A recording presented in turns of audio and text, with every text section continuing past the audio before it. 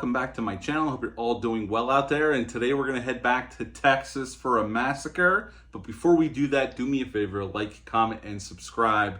Join me here, I greatly would appreciate that. Also, as always, a shameless plug for my TeePublic store. I'll leave a link for that in the description box below. And yes, we are heading back to Texas for the Texas Chainsaw Massacre 2.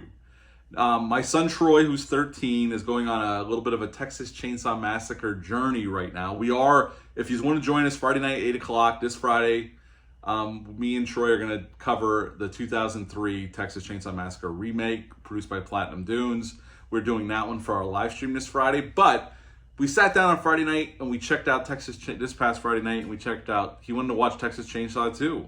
And I'm also going to review Texas Chainsaw 3 coming up because we watched that this weekend because he's deep diving the whole franchise at this point. So I have this on DVD, but it's in my big metal case. I don't have the case anymore for it. I just have the disc, so that's why I'm not holding it. Now, the Texas Chainsaw Massacre 2 came out August 22nd of 1986, so 12 years after the release of the original film. It went out unrated. It's an hour and 41 minutes long. This was a Canon movie. Tobe Hooper went to Canon Pictures. He had a 3-picture deal there. He made Life Force, Invaders from Mars, and the Texas Chainsaw Massacre Part 2. Had an increase in budget, a big, healthy increase in budget compared to the original film. $4.5 million budget, and upon release, it made $8 million. Now, Tobe Hooper co-wrote the film with Kit Carson, and he directed this film. Originally, he was just going to produce, but he ended up directing it anyway. In this film, we got Caroline Williams as Stretch. She is this radio DJ in Austin, Texas. Dennis Hopper plays Lefty. He is a Texas Ranger, and he is on the hunt for the Sawyer clan because he was Franklin and Sally's distant relative, and he is on the hunt. Jim Saito is back as the cook. We see him winning a chili cook-off in this film. We'll talk about that. Bill Moseley enters the fray as Chop Top. I know he is a fan favorite, and Bill Johnson came in to play Leatherface. Yes, Gunnar Hansen never came back to play Leatherface. He was offered it, didn't do it. They brought in Bill Johnson, and he plays Leatherface here. And we also got the great Tom Savini doing the makeup effects in this film as well. And we pick up the Sawyer clan, Leatherface and the cook and Chop Top, who's the new addition here, have a new lair underneath this amusement park, defunct amusement park. But there's this big Texas football game going on. We see these yuppies going to the game, and they get chased down and by this pickup truck where Leatherface slices the one guy's head off, or part of his head off. You see blood squirt everywhere, and wrecking the car. And we're reintroduced to the Saw and Leatherface. And they end up going after Stretch at the station, and eventually she teams up with Lefty. They go find the lair, and just a bunch of crazy shit happens once we're there. And at the end of the film, the cook gets killed, and Chop Top gets killed. Stretch kind of loses their shit at the end, and that's pretty much the end of Texas Chainsaw 2. You got to bring up the poster art. They ripped out the Breakfast Club. They used the Breakfast Club template as the poster in this film. If you've ever seen the poster, it's the family positioned just like they are in the best Breakfast Club poster. That's basically what they did for Texas Chainsaw 2. And they put the billboards up all over LA and that. So what to like about this film? Well, it's a bigger movie, so the sets, they had to build these huge sets, especially underground lair, and they are quite impressive, and the way they light them, it looks really nice. Definitely cool lighting. It looks cool in that respect, and you could tell they had more money here. Although from what I watched the documentary, they didn't have enough money to pull off a lot of stuff they wanted to pull off, and it was hot as hell in that warehouse that they built the tunnels in. So they definitely sweated and worked their tails off to get the movie in the can. This was shot in and around Austin, Texas, for real. I think Bill Johnson as Leatherface, he's okay. He's definitely not better than Gunnar Hansen, in my opinion. He's definitely a different Leatherface in this movie. I don't like this iteration of Leatherface, to be honest. I like Caroline Williams' Stretch. I think she's good here.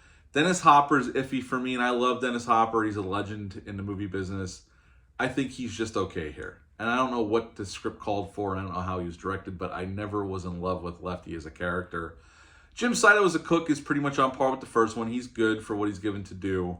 Act crazy. Now, Bill Moseley is the other one.